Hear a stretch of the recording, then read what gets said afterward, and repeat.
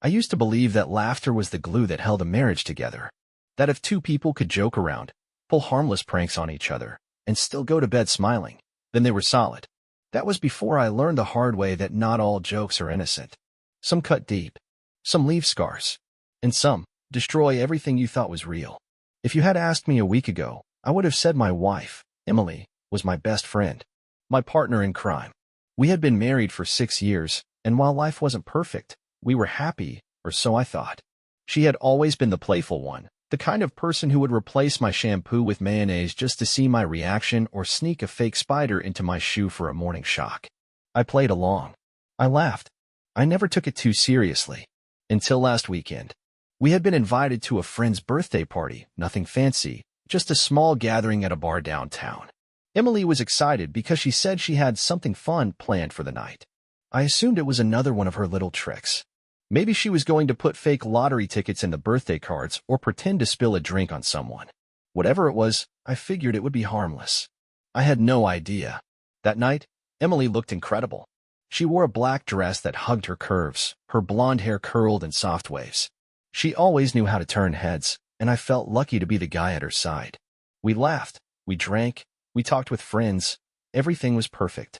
Then, somewhere around midnight, Emily whispered in my ear, "Are you ready for the surprise?" I should have known better. She clinked her glass and got everyone's attention. "I have a confession to make," she announced with a grin. The room went quiet, and I turned toward her. My stomach tightened. She reached for my hand, squeezing it. "I did something crazy," she continued, "but I promise you're going to love it." Then she turned to the crowd. "So, who wants to see the video?" Laughter erupted around us. People started pulling out their phones. My heart pounded in my chest. What was she talking about? A video? What kind of prank was this? Before I could ask, she grabbed the remote for the TV mounted on the wall behind the bar. "Just watch," she said, winking at me. The screen flickered to life. And then, my world fell apart. I stood in the middle of the bar, completely frozen, my mind struggling to catch up with what was happening.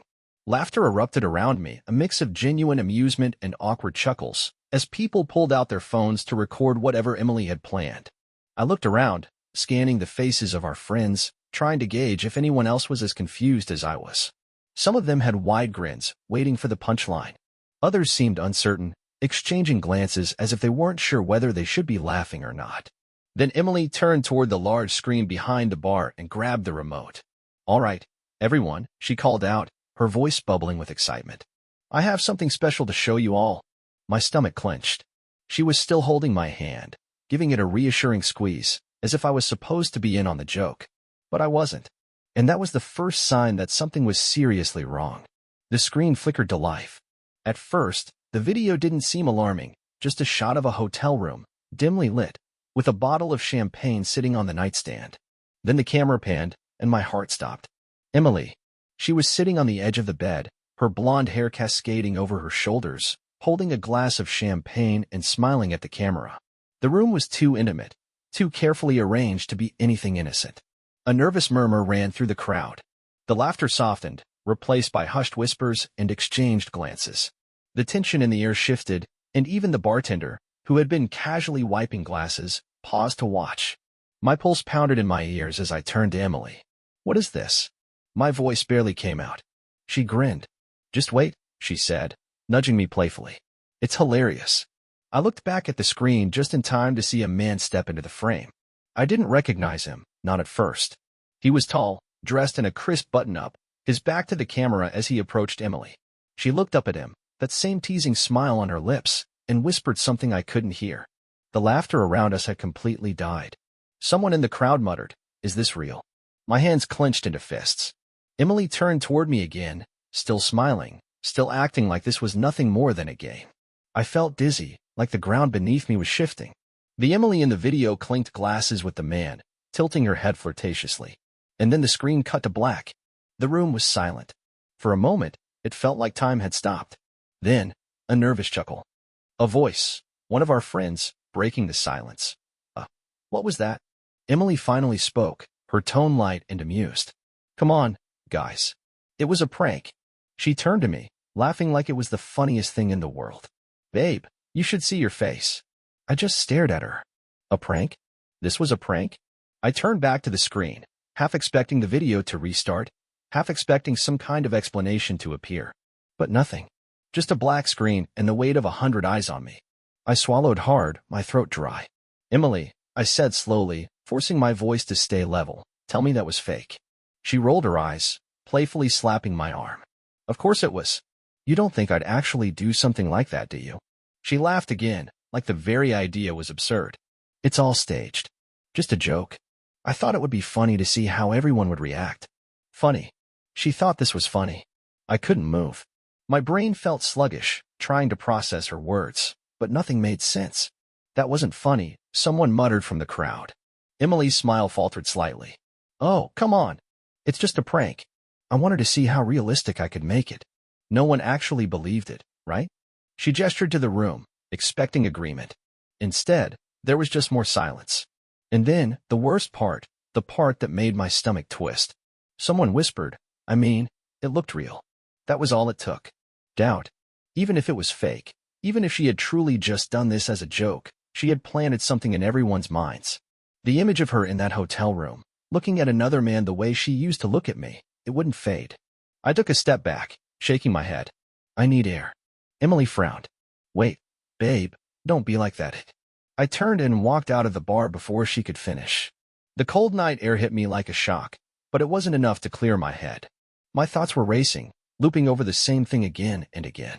If it was just a joke, why did it feel like the beginning of the end? I walked aimlessly through the cold night air, my breath coming in uneven gasps. I wasn't sure how long I had been walking or where I was even going. All I knew was that I couldn't be in that bar a second longer. My mind replayed the scene over and over, like a cruel joke I couldn't escape. Emily's laughter. The way she beamed as if she had pulled off the prank of the century. The flickering expressions of our friends, shifting from amusement to discomfort. And worst of all, that one voice in the crowd, it looked real. That was what truly haunted me. It didn't matter if Emily had intended to cheat or not. It didn't matter if the whole thing was staged, if the man in the video was a paid actor, if the champagne bottle had never been opened. What mattered was the seed of doubt she had planted. The image of her in that hotel room, whispering to another man, would never leave me. And she thought it was funny. I stopped walking, leaning against a street lamp, trying to catch my breath. I pulled out my phone and saw the endless string of texts from Emily. "Emily, babe, where are you?" "Emily, seriously, come back inside." "Emily, oh my God, you're really doing this?" "Emily, are you seriously mad over a joke?" "Emily, stop being dramatic." "Emily, fine. Let me know when you're ready to stop sulking." My fingers hovered over the screen. A part of me wanted to call her, to demand an explanation, to make her understand how badly she had messed up. But another part of me, the part that was growing stronger by the second, knew it wouldn't matter. Emily didn't understand. She never had. I needed to talk to someone who actually gave a damn. Without thinking, I scrolled through my contacts and called the only person who might have some insight into what the hell just happened. Mark. He picked up on the second ring, his voice cautious. "Hey, man. I didn't waste time. Tell me the truth. Did Emily really stage that video?" There was a pause. Too long. My stomach tightened. "Mark," I said, my voice dangerously low. "Do not lie to me right now." He exhaled. "Look, I don't know what she told you, but yeah, it was staged." I clenched my jaw. "You swear?" "Yes," he said quickly. "Nothing happened. She just wanted to make it look real. Said it was supposed to be an experiment, to see how people reacted, to test how convincing she could be." My head spun. "An experiment?" Mark sighed. "I told her it was a bad idea, man. I told her you wouldn't take it well. But she kept saying it was all in good fun, that you'd laugh about it later." I let out a bitter laugh. "Yeah, hilarious. I'm serious, man. It was her idea. I barely even wanted to be involved." I believed him. But that didn't make it better. If anything, it made it worse. Because that meant Emily knew exactly what she was doing. She had carefully planned this, rented a hotel room, staged the scene, made sure the lighting was just right. She had gone to extreme lengths to make it believable. And not once had she stopped to consider what it would do to me. I let out a slow breath. "Thanks for telling me. You good?" Mark asked hesitantly. I almost laughed. Not even close. I hung up before he could say anything else. For a moment, I just stood there, my phone still clutched in my hand. The realization settled over me like a weight I could never lift. This wasn't just a prank that went too far. It was a glimpse into who Emily really was. And I wasn't sure I could ever look at her the same way again. I stood beneath the glow of a flickering street lamp, my phone still in my hand, my thoughts tangled in knots. Mark had confirmed it. The video was staged. No betrayal, no affair, just a carefully planned deception meant to provoke a reaction. But that didn't make it okay. In some ways, it made it worse. I had been sitting with the thought that maybe, just maybe, Emily had gotten carried away with a stupid joke. That maybe she had acted impulsively without thinking through the consequences. But no, she had planned this. She had thought it through. And she had done it anyway. I knew I had to go home eventually. I couldn't just wander the city all night. But the idea of facing her, of hearing her dismiss my feelings again, of seeing that infuriating smirk like I was overreacting, made my skin crawl. Still, I needed answers. So I went back. When I walked into our apartment, Emily was sitting on the couch, scrolling through her phone. She looked up immediately, her expression shifting from boredom to frustration. Finally, she said, standing up. I was about to call you again. Are you done sulking? The sheer casualness of her words sent a fresh wave of anger through me. Emily, I said slowly, do you even realize what you did? She scoffed. Oh my God, are we still talking about this? I clenched my jaw. Yes, because it's not a joke to me. She rolled her eyes. Okay, fine. You're mad. I get it. But I seriously don't understand why you're acting like this is the end of the world. I stared at her. Because you made a spectacle out of our marriage. You deliberately tried to humiliate me in front of everyone we know. And you enjoyed it. She crossed her arms. I didn't enjoy it. I just thought it would be funny. You used to laugh at my jokes. What happened? I let out a humorless laugh. What happened? You escalated from pranking me with fake spiders to pretending to cheat on me in front of our entire friend group. That's what happened. Emily groaned, dragging a hand down her face. You're making such a big deal out of nothing. It's not like I actually did anything. I exhaled sharply, trying to keep my voice steady. That doesn't matter. The fact that you wanted people to think you did, that matters. She shook her head, exasperated. You know what? If you weren't so insecure, this wouldn't even be an issue. I went still. Emily seemed to realize she had crossed a line, because she quickly added, I didn't mean it like that. No, I cut her off, my voice quiet. You meant it exactly like that. Silence settled between us. For the first time, I wasn't just angry. I was tired. Tired of justifying my feelings. Tired of being treated like I was overreacting. Tired of being with someone who enjoyed seeing how far she could push me before I finally snapped. I ran a hand over my face, exhaling slowly. I need some space. Emily frowned.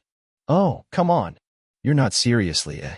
I'm not leaving forever, I said, grabbing my keys.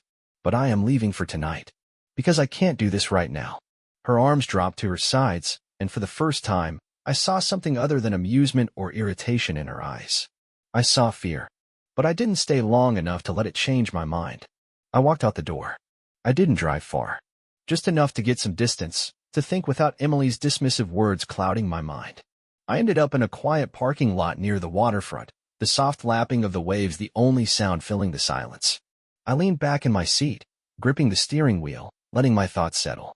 Emily's reaction back at the apartment played over in my mind. She hadn't apologized. She hadn't even tried to understand why I was upset. Instead, she acted like I was being overly sensitive, as if my feelings were just another inconvenience for her to roll her eyes at. And the worst part? This wasn't the first time. I had ignored the signs for years, convincing myself that Emily's teasing was just her personality. That the way she poked at me in front of friends, the way she dismissed my concerns when I felt uncomfortable, was just harmless fun. But it wasn't harmless. Not when I was sitting here, alone, questioning if the person I had married even respected me. I sighed and pulled out my phone. I had one unread message. Rachel, hey, I don't know what happened, but if you need to talk, I'm here. I hesitated for a moment, then called her. She picked up almost immediately. All right, what's going on? I let out a slow breath. It's Emily. She pulled a prank tonight, and I don't know how to feel about it. I told her everything. The staged video, the way Emily had laughed, how she had refused to acknowledge why it hurt me. Rachel listened without interrupting, but I could hear her getting angrier by the second. When I finished, she let out a sharp breath. Wow. Wow. That's a whole new level of messed up. I ran a hand down my face. Yeah. Rachel was silent for a moment before she said, Look, I know you probably don't want to hear this, but this isn't new. Emily's been doing stuff like this for years, just never this extreme. I frowned. What do you mean? She hesitated. I never wanted to interfere in your marriage, but I've seen the way she treats you. The way she makes fun of you in front of people, how she always has to be the center of attention. And every time you call her out, she flips it on you. Makes you the bad guy. That's not normal, bro. That's not love. I swallowed hard. You think she meant to hurt me? Rachel sighed. I don't know, but I do think she enjoyed seeing what she could get away with. And honestly, that's just as bad. I leaned back in my seat, staring at the roof of my car. Rachel's words hit something deep inside me, something I had been trying to ignore. She was right. Emily had spent years pushing boundaries, seeing how far she could go before I pushed back. And now? She had crossed a line I couldn't ignore. Rachel's voice softened. What are you going to do? I exhaled. I don't know yet, but I can't just pretend this never happened. And for the first time since I had walked out of that bar, I felt a strange sense of clarity. I wasn't overreacting. I wasn't crazy. And I wasn't going to let Emily convince me otherwise. I sat in my car for what felt like hours, staring at the dashboard, my mind still processing everything Rachel had said. She had confirmed something I had been afraid to admit. This wasn't just about one bad joke. It was about years of Emily pushing my limits, seeing how far she could go before I snapped. The truth was, I had been making excuses for her behavior for a long time. But now, there were no more excuses left. I wasn't sure how long I had been gone when I finally pulled back into our apartment parking lot. It was late, the streets quiet, the glow of the city casting long shadows against the pavement. My stomach churned as I stepped out of the car, knowing that whatever happened next, things would never be the same between me and Emily. I let myself in, half expecting her to be asleep, but she was still awake, curled up on the couch with her phone in her hands. When she saw me, she sat up, her expression unreadable. You're back, she said. I nodded, shutting the door behind me.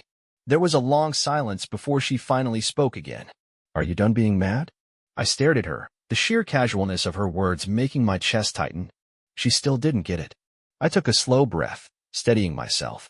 Emily, do you even understand why I left? She rolled her eyes. Because you overreacted to a joke? I clenched my jaw, forcing myself to stay calm. No, because what you did wasn't just a joke. It was humiliating. It made me question if I could even trust you. She scoffed. Trust me? Are you serious?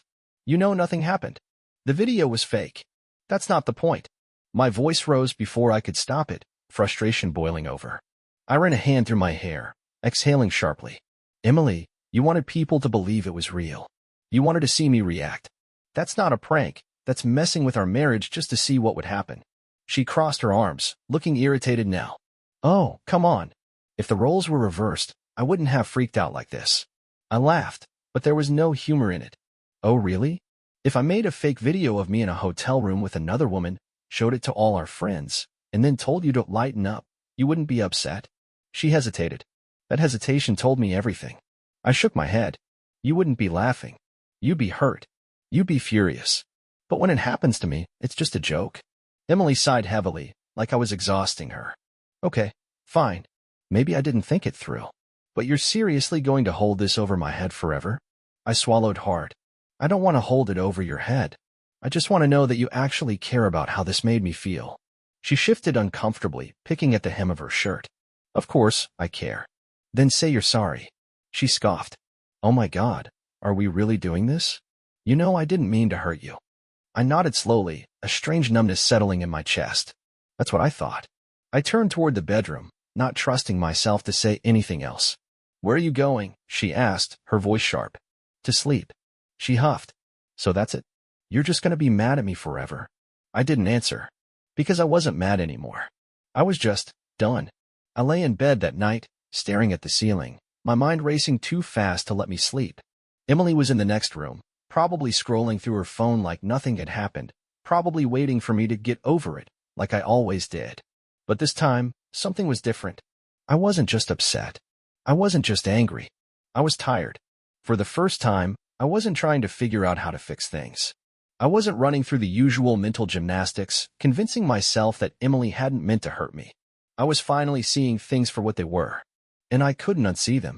When the sun started creeping through the blinds, I knew I couldn't put this off any longer. I needed answers. And more than that, I needed to decide if this marriage was even worth saving.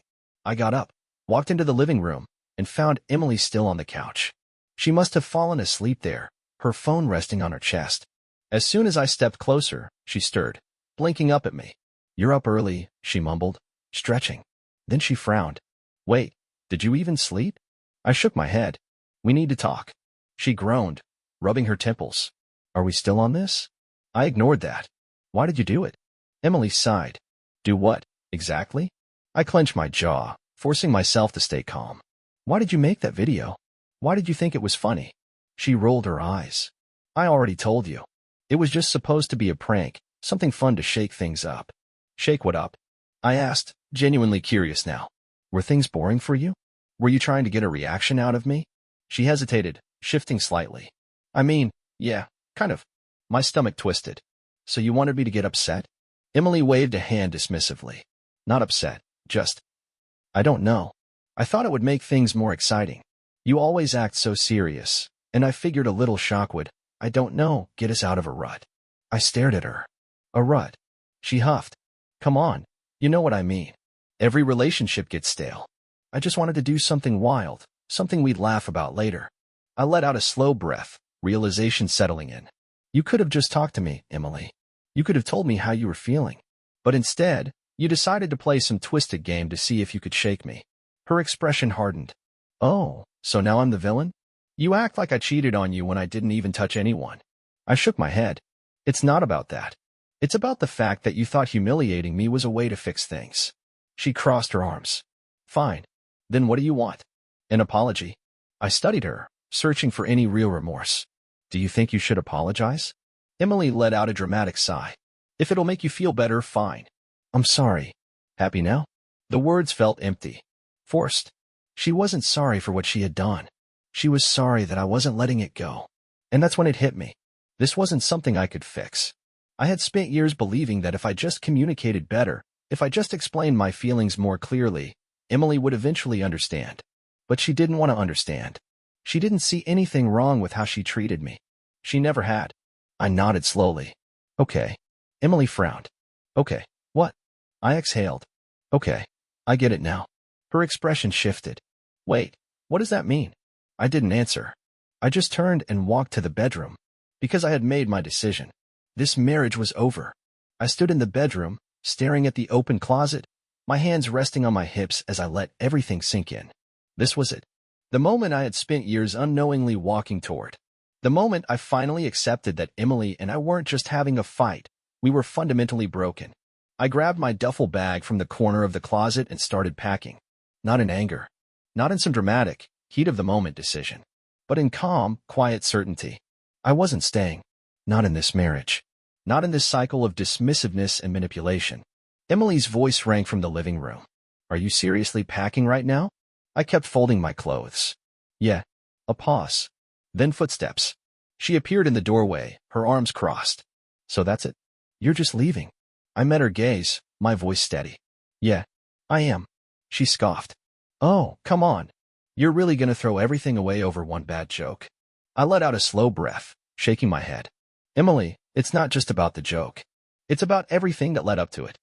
It's about the way you treat me, the way you dismiss how I feel, the way you always have to push things just to see how much I'll take before I finally break." She rolled her eyes. "You're being so dramatic." I zipped up my bag. "No, I'm just done." For the first time, a flicker of something crossed her face. Panic. "Wait," she said quickly, stepping into the room. "Look, I get that you're mad, okay? I get that maybe I went too far. But we can talk about this." I slung the bag over my shoulder. "We did talk about it. And all you did was deflect, make excuses, and act like I was crazy for being upset." She swallowed hard. "I didn't mean to." "But you did," I interrupted, my voice quiet but firm. "And that's the problem. You never mean to, but you do it anyway. And you never care until you realize you might actually lose me." Her lips parted, but no words came out. For the first time in our relationship, she looked like she truly didn't know what to say. I walked past her, heading for the door. She followed. "So that's it?" she asked again, her voice thinner now, more desperate. "You're just giving up?" I turned to face her one last time. "No, Emily. I'm choosing myself for the first time in years. And with that, I walked out the door. Leaving wasn't easy, but it was the best decision I ever made. At first, Emily tried to act like she didn't care. I got texts like, "Emily, hope you're enjoying your dramatic exit. Emily, you'll come back when you realize you're being ridiculous." But when I didn't respond, the messages changed. "Emily, can we talk? Please? Emily, I didn't mean for things to go this far. Emily, just come home. Let's fix this." I never replied. I moved in with my sister for a while, focusing on rebuilding my life, on remembering what it felt like to be heard, to be respected, to not have to constantly justify why my feelings were valid. Months passed, and eventually, the text stopped. And then one day, I got the last message I'd ever received from Emily. "Emily, I guess you're really not coming back." She was right. I wasn't. I had finally learned my worth. And it felt damn good.